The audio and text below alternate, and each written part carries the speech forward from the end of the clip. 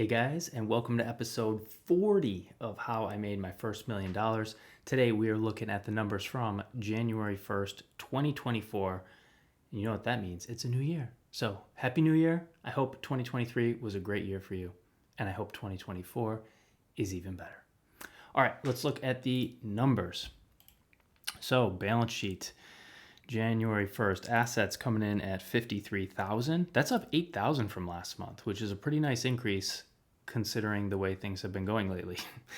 Liabilities, $62,000, almost $63,000, and that has improved, in other words, become less negative by about $7,000, which again is amazing because these liabilities pretty much haven't moved in a long time, like a year maybe. We can look in just a second, but these liabilities have not budged in a long time, and now they've shrunk. So that's really exciting, by like 10% actually, which is kind of cool. So maybe in 10 months, it could be at zero. Ooh. Okay, I'll elaborate on that in a second. Net worth, negative $9,000. It's usually not happy, not a good thing. Yeah, usually it's, you wouldn't want to be happy about a negative net worth. But we're getting close to zero, crawling our way out. It's up $15,000 from last month, which is a pretty significant move considering just how deeply negative we are and how little leverage I have left. When I was holding a lot of Bitcoin, it's pretty easy to swing 15 grand in a month. But since I've been selling out of my Bitcoin over the last 5 years, it's pretty unlikely to get a move like this. But as you'll see, that's not from Bitcoin. Not most of it anyway. All right, let's look at the chart. Get myself out of here. Okay, so we are climbing out. We are climbing out. So yeah, we were at negative 24, negative 25,000. Now we're at negative 9. Perhaps next month we'll be positive. And perhaps we'll never be negative again. Ooh. That sounds good. That sounds good. It feels good. Feels like climbing out of this hole and never getting back into it again. That would be amazing. Okay, and you can see that the red, the liabilities, have taken a pretty big chunk, considering it's all relative, and they haven't moved. Okay, so that was, December of 23, February of 22. Wow, so almost 2 years. Almost 2 full years those liabilities haven't budged. Nice. All right, so we're chipping away, we're making progress, we're deleveraging, and of course you can see the yellow or the gold went up by a similar amount. So we're moving, making moves. I love it. All right, income statement. What happened? What happened here? So made $14,000, and it's not from selling investments, which is really nice. It's from wages and salary. So yes, I got paid from my consulting work with GoldSilver, not only one paycheck, but 2. So 2 paychecks hit in the same month, basically the start and the end of the month. But since I do this on a cash basis, not an accrual basis, I reflect them both as being December sources of income. So 14 grand. So in general, I would expect to make 7 grand a month about, and here we got 14 grand. So that's really nice. Feels good. Pretty soon I'll start buying investments instead of selling them. Expenses, 13 grand. Obviously that's way, way, way higher than it normally is. And that's because I paid off all of the ongoing short-term debt with Anne. So throughout all of 2023, she would pay for things, and it was just like, I'll pay you later situation. I'll pay you after Bitcoin goes up, and then I sell at the top, then I'll pay everything off. And we basically both got tired of waiting, so I sold at probably the bottom, but that's okay, because it feels really good to have everything paid off. So there's all kinds of things, all different categories, but these are like expenses, flights and hotels, different people we hired to do things. And so my expenses this past month were unusually high, and this last category, debt, this might be the most exciting. I don't know, paying off Anna is super exciting, but this one might be more exciting. It doesn't matter. I paid $3,300 to settle my outstanding debt with Bank of America. So I guess I'll come back to that in a second. But that's really big. That's like the first real debt payment I've made, aside from paying federal taxes every month on a payment plan. That's the first real debt payment I've made in a long time. So that feels really good. And it wasn't just making a monthly payment, it was actually settling the entire balance, boom, in a lump sum. So again, I'll come back to that in a second. All right, let's look at the cash flows. So in December, operating income of $5,000. I'm pretty sure I mentioned this in the last video, that really if you're living within your means, your operating income is going to be positive every period, every month, quarter, year, whatever it is. So that's so nice to see a positive number. Yeah. So yeah, from employment and then purchases, and this is like I just showed us and talked about a second ago, this is an unusually high number for purchases because I was paying for purchases that happened all throughout the year. So this kind of cushion should be at least this big. Oh, no, because I got paid twice. Okay, so maybe the size of the cushion will shrink, but there will still be a cushion. Awesome. And then investing, I didn't buy or sell any investments in December. And financing, look at this giant negative number. Yeah, it's because I paid off debt. So from lending, well, first of all, I lent money on Kiva, like I said. So that shows up as a negative number there because the cash went out. But also I paid off a loan that I received from the credit card company. So that's also cash going out. It's just for a different reason. So in total, that was $4,000. And I will say more about that in a second. So yeah, cash went up pretty good. Let's do the updates. So yes, I repaid Ann 100%. That feels really good. I explained that. I lent $5,000 on Kiva in 2023, and I donated $1,000 on top of that. So to Kiva, it's a 501c3, so $1,000 will be tax deductible for me. Okay, fine. But I lent $5,000. So for the most part, every Monday, the first thing I would do is go on the computer and loan $100. So usually that was 4 loans of $25 to people somewhere in the world who needed it for whatever they were doing, like farming or having a clothing business or motorcycle repair or whatever it is, just all over the world. And I thought that was a really nice way to start my week, like, helping people who were asking for help. So that was great. And then I basically set a goal for myself to lend $5,000 total in the year. And then towards the, middle or end of the year, I stopped lending because I just didn't have the cash, or I didn't want to sell the Bitcoin to have the cash to then loan. But too bad. The goal was more important than making a profit on Bitcoin. So yeah, sold a bunch of Bitcoin, as you know, and lent in some big lump sums. So $5,000, that's probably, I don't have the exact number, but most of the loans are $25. Some were $50. That's just the numbers I picked. So that's somewhere between 100 individual loans and 200 individual loans. Between 100 and 200. I'm not really sure the exact number. And I believe I lent to 68 different countries, people in 68 different countries, which is the most that Kiva offers. So that was really cool. Felt super good to do that. However, the whole time that I've been using Kiva as a platform, I have felt a feeling of unease that things are not what they seem. It's very hard to describe, but since the first time I used the website, I thought, oh man, this just feels like a Ponzi scheme. It feels like people pretending that they're offering loans to people in poor countries. It's just what it feels like. I can't prove it. I have literally zero evidence. I'm certainly not making any accusations.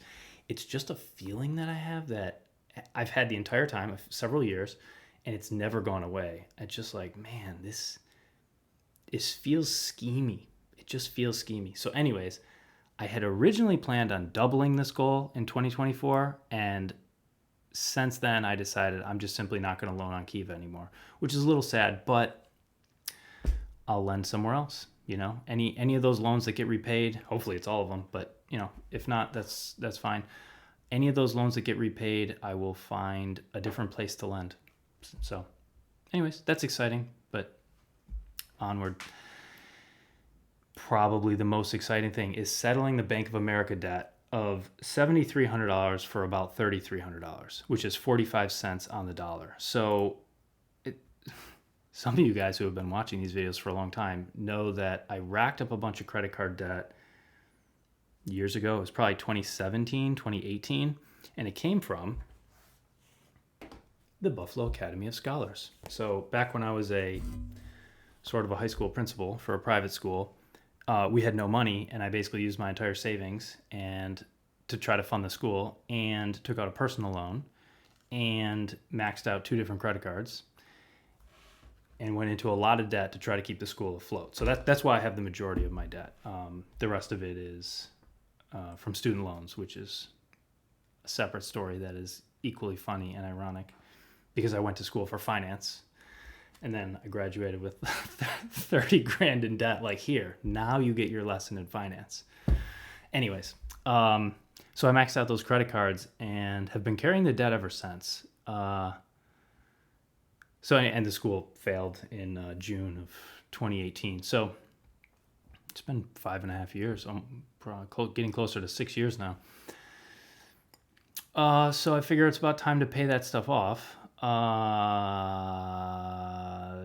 So at some point, I don't know, a year or two ago, Bank of America tried to sue me. I mean, they did. They just couldn't serve me the paperwork because I wasn't home when they knocked on my door and tried to serve me. So, which I guess happened at least twice. So I never got served. So that lawsuit got dismissed after whatever, a year or something like that. So anyways, that was kind of hanging over my head. And I called up to settle, and this is the number they gave me, and I said, okay, and then I paid it. So that feels really good, and I'm going to continue doing that with all the other debts I have. All right, onward. In December, I spent a lot of time working. Yep. Not much else to say about that, although I enjoy it. I mean, I enjoy it. It's challenging. I can learn a lot. I can grow a lot, and it's an amazing opportunity. It's super cool. The vegetables are stagnating. It is winter. We've had a few very cold nights, and I don't know what vegetables are supposed to do in winter. They don't look like they're growing. They look like they're just the same, and they look very cold. And I'll be honest, Anne is doing all of the tending to the garden now. So I don't have much to say about it. It would be nice if the vegetables grew, and then it would be amazing, but we're going to have to do something about it. All right. Relationship with body. Waking up at sunrise. I mean, the holidays are tricky. I mean, I guess you could just still wake up at sunrise no matter what, but I was prioritizing other things like sleeping in, which is directly at odds with waking up early. Sleeping in, resting, recharging, hanging out with family. We went to Chicago for Christmas, stayed in Florida for New Year's, but hung out with my in-laws. So anyways, haven't been waking up at sunrise very consistently, haven't been taking cold showers very consistently, push-ups, sit-ups, squats. I can't even remember the last time I did those. Maybe not at all in December. Haven't lifted weights, played golf or disc golf. I have been going to yoga, and it feels like I've gone more than 7 times in December, but some of those times have been in January, in the last 10 days. So yeah, yoga's great. That's kind of like my main thing. I'm also going to softball practice and walking, which I have further down here. Yeah. So yeah, going to softball practice only 3 times in December. But again, I was traveling, my buddy was traveling, so we weren't even around that much. And it does feel like we're practicing more than 3 times. But again, a couple of those have been in the first 10 days of January. So anyways, it's all good stuff. It's all good stuff. Chicago for Christmas. That was really great to see everyone, and it was unseasonably warm, which isn't a problem. I mean, it's nice to have snow for Christmas, but it's fine to be 48 degrees and green grass. That's fine. Florida for New Year's. Nice to ring in the new year, definitely. Full-time job at GoldSilver. I mentioned that. And it involves collaboration with other people. So I've had jobs in the past where I pretty much am just like alone the whole time, but I like this one. I get to talk with other people, bounce ideas around, work together, and it really feels like a team. Whereas at the academy, it felt like I did everything alone. I mean, obviously the teachers were teaching, but all the other like admin duties, I just felt like I was doing alone, which is totally my own responsibility, but that's what it felt like.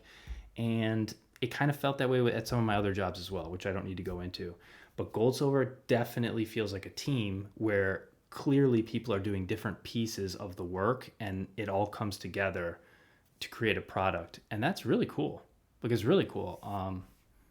Yeah, I like it a lot. And speaking of working with others, I'm flying to New York City today to meet the GBI team. So GBI is the parent company of Gold Silver. So yeah, flying to New York in a few hours.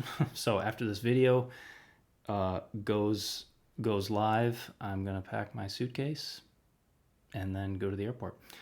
So yeah, I'm really excited about that. Hanging out with others, relationship with self, frequent informal meditation. So I mentioned last month that the app I use wasn't working. So yeah, what I do pretty frequently, 2, 3, 4 times a day, is actively choose boredom. Like, I'll go sit on the couch purposely without my phone, without a computer, without a book or listening to music, just without anything. Sometimes a beverage like a tea or a coffee or water. And I'll just sit there and just watch my thoughts. So, I mean, that's meditation. And there's no set objective. There's no set amount of time. Sometimes it's 3 or 4 minutes. Sometimes it's half an hour. Yeah. So I just sit there and watch my thoughts. It's amazing. I really, really enjoy it. And it's cleansing. Yeah. And it just encourages me when I sit down. I just remind myself, like, okay, I can choose to have peace of mind now in my current circumstances without waiting for something to happen or for something to be different in my life. I can just be at peace right now. So I'm just practicing that. Some days easier than others, but yeah, just practicing that. I also go for walks. So I haven't been running, haven't been lifting, haven't been, even doing like body weight stuff.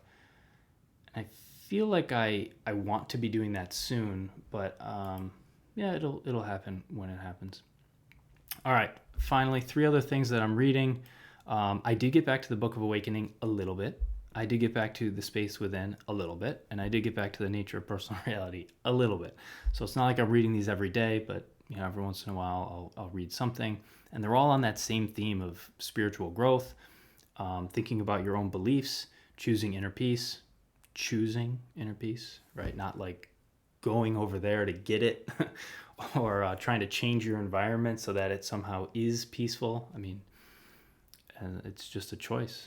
So anyways, so that's really good. I really do think that spiritual stuff is a priority. So like that stuff, informal meditation and yoga is like just simply more important than, lifting weights or any of these other things. I mean, it just is. So I'm kind of happy with this alignment, even though it feels like a really big underperformance on some of these categories. I still think my priorities are good. So I'm happy with that.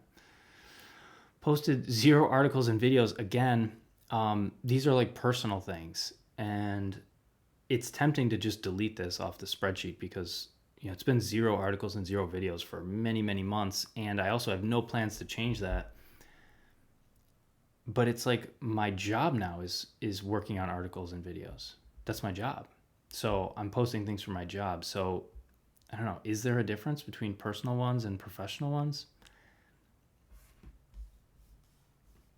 I don't know, it might not be as big of a difference as it seems. Anyways, I don't mean to dwell on it. That's just that. But for work, for anyone curious, I basically try to make 2 videos a week, and I work on 1 newsletter. So I'm not the one who writes it, but I edit it and give feedback. And that newsletter contains anywhere between 1 and 3 articles. All right, and that's per week. Chess, haven't really done that much with chess.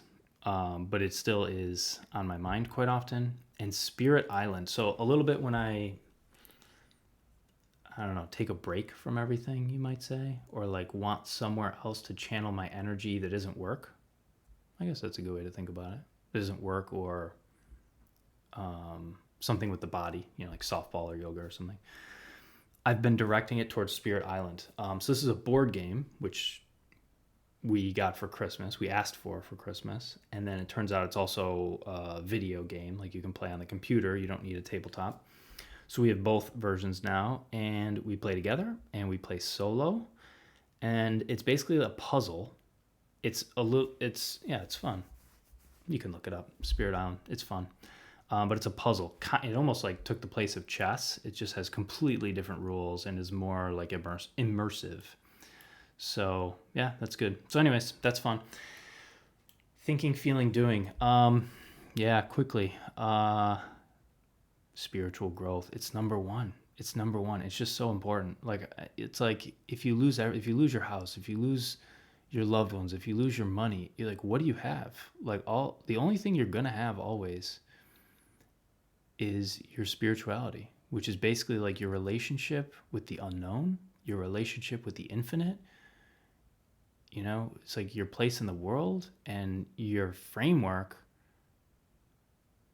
for how you interlay your other frameworks.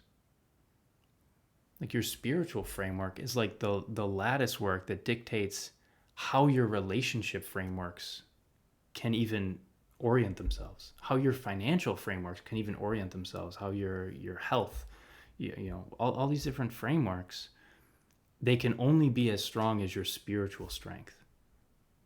And they can only take you as high and as far as your spirituality can take you.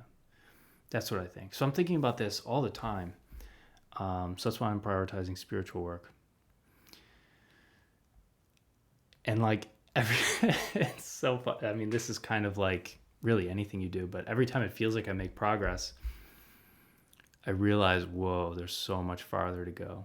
Like if you've ever tried to like learn an instrument or a new piece of software or whatever, you're like, oh yeah, I'm getting better at this. And then you're like, whoa, but I didn't realize what it really means to be good at this. Like there's so much more than it first seemed. So anyways, it's super fun. That's what I'm doing. I'm feeling super excited, if that's not obvious, super optimistic for the future in really all areas of life. So I'm trying to appreciate that because I know that there are many times in my life where I did not feel so optimistic across the board. So while it's here, I'm going to really appreciate it. I already explained what I'm doing. That's all of this. So yeah, I guess that's kind of everything. So thank you guys for watching. I really appreciate it, and I will see you next month.